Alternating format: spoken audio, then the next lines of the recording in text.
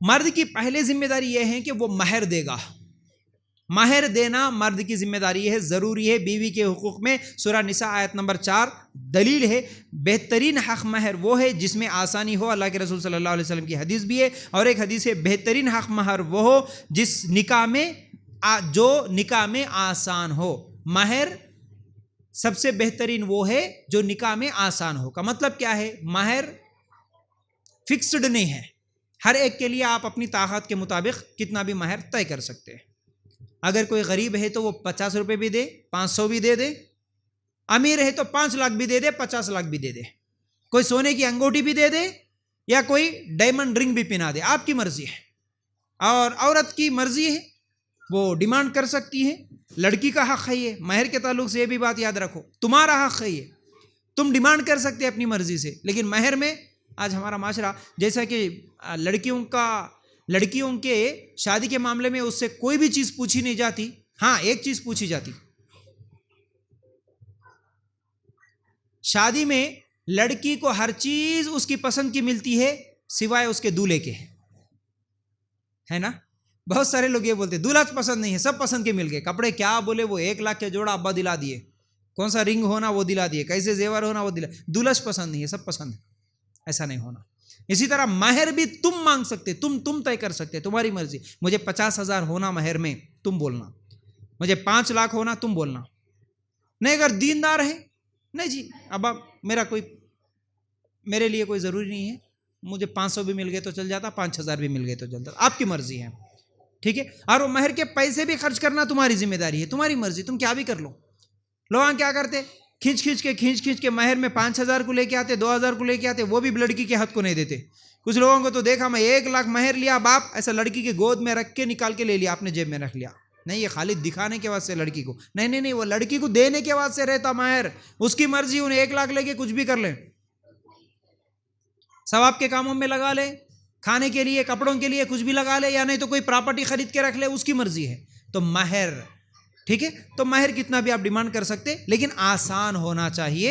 اور آپ کا جو ہونے والا شوہر ہے اس کی حیثیت کے مطابق آپ ڈیمانڈ کر سکتے، ٹھیک ہے. چاندی کی انگوٹھی، چادر بھی اللہ کے رسول صلی اللہ علیہ وسلم کے زمانے میں واقعہ آتا نا.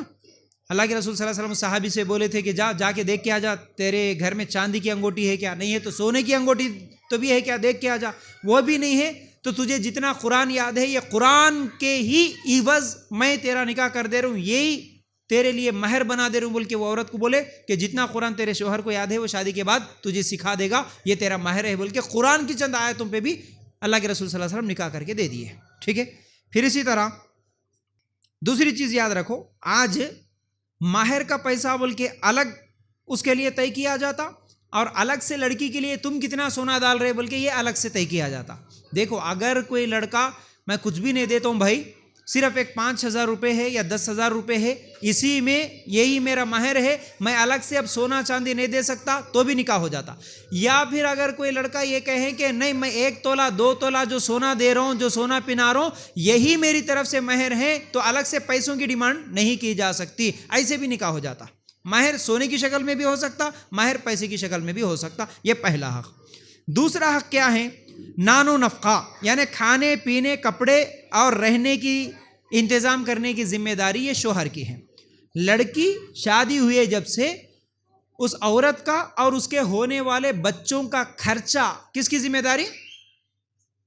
سست ہو گئے تم لوگ، کیا سو رہے کیا جی؟ تھوڑا اچھا بیٹھو. شوہر کی ذمہ داری ہے، یاد رکھو. شادی میں بھی 2 خرچے بولا، کون کون سے؟ مہر اور ولیمہ، یہ بھی لڑکے کی ذمہ داری. اب شادی ہوئے جب سے اب اس بیوی کے اس کے مرے تک بھی پورا خرچہ مرد کی ذمہ داری. ہمارے پاس جمعہ گیاں کو کپڑے کرنا،